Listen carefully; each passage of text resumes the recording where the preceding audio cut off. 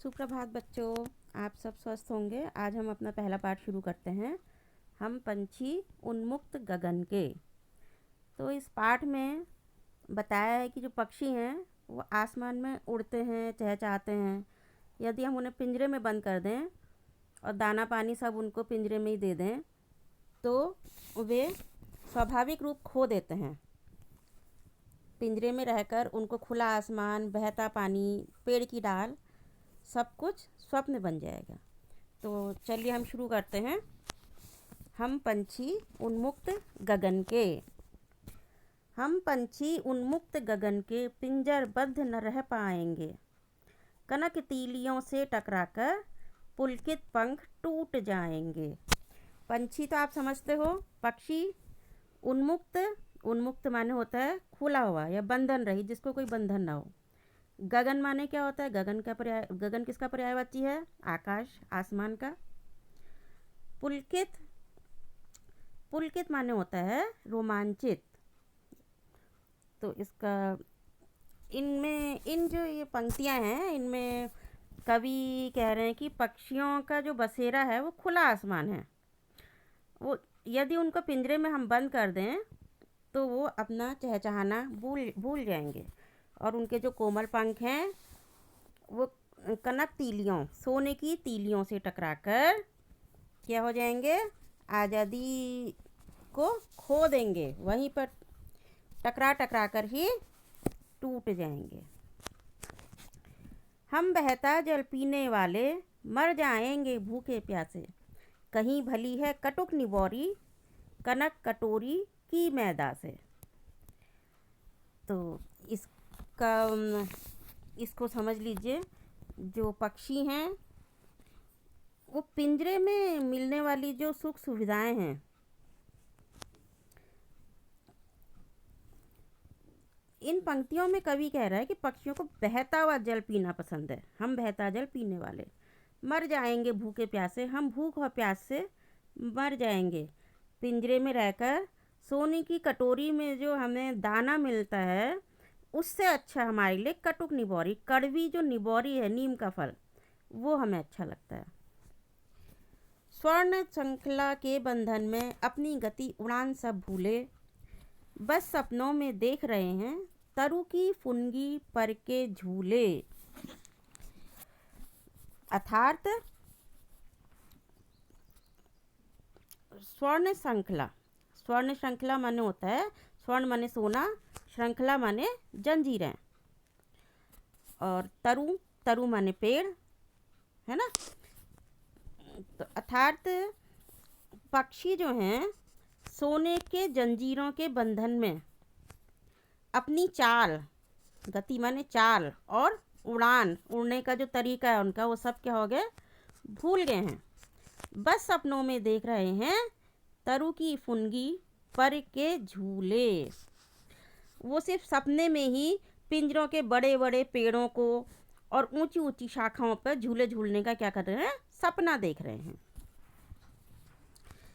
ऐसे थे अरमान की उड़ते नीले नभ की सीमा पाने, लाल किरण सी चोंच खोल चुगते तारक अनार के दाने। तो अरमान माने क्या होता है? इच्छाएं, आकांक्षाएं। नभ माने तो आप जानते ही हो, नीले नभ की, नभ माने सीमा, नभ माने आकाश, आसमान। तो अर्थात ये है पक्षियों की इच्छा क्या है? उड़ना। कहाँ? आसमान में उड़ने की, नीले आसमान में उड़ने की उनकी इच्छा है। उड़ते हुए वो आसमान की सीमा को क्या करना चाहते हैं? छूना चाहते हैं।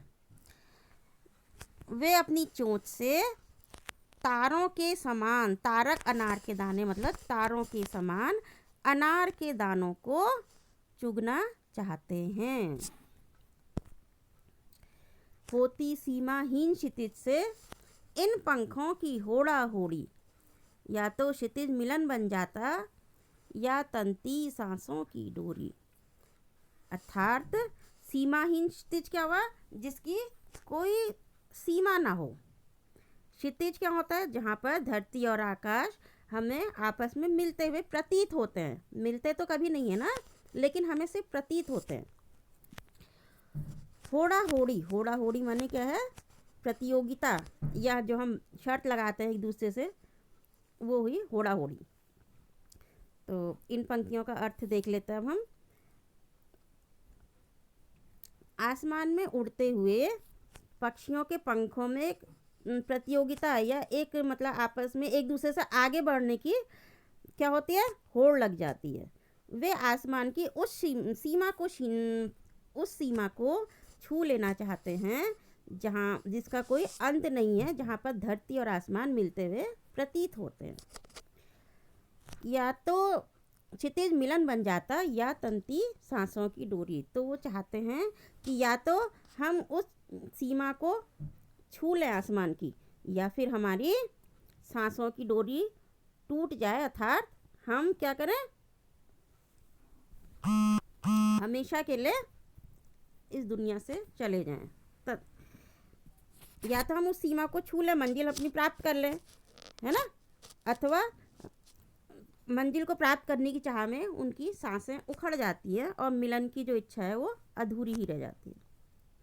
नीड़ न दो चाहे टहनी का, आश्रय छिन्न भिन्न कर डालो, लेकिन पंख दिए हैं तो आकुल उड़ान में विघ्न न डालो। अब पक्षी क्या कह रहे हैं कि नीड़ न दो चाहे टहनी का। नीड़ माने होता है घोंसला, ठीक है। आश्रय माने क्या होता है? सहारा। तो पक्षी कह रहे हैं चाहे घोंसला बनाने के लिए हमें पेड़ की डाली मत दो, आश्रय बनाने के लिए, घोंसला बनाने के लिए पेड़ की टहनी मत दो। हमारा आश्रय, हमारा जो घर है, सहारा है, वो भी छिन्न भिन्न कर डालो, उसको भी तुम तोड़ दो। लेकिन पंख दिए हैं तो आकुल उड़ान में विघ्न न डालो। लेकिन जब भगवान ने पंख दिए हैं तो हमारी उड़ान में बाधा मत डालो। अर्थात इस कविता का पूरा सार ये है कि पक्षी पिंजरे में बंद रह करके खुश नहीं रह सकते, इसलिए हमें उन्हें पिंजरे में बंद करके नहीं रखना चाहिए। ठीक है बच्चों, समझ में आ गई सबको? ये कविता लिखी है शिव मंगल सिंह सुमन जी ने। तो आशा करती हूँ आप सबको ये समझ में आ गई होगी। आप इसको सुनो और कविता को पढ़ना भी है, ठीक है। बाकी हम कल पढ़ेंगे, इसका अभ्यास कार्य हम कल करेंगे। धन्यवाद बच्चों।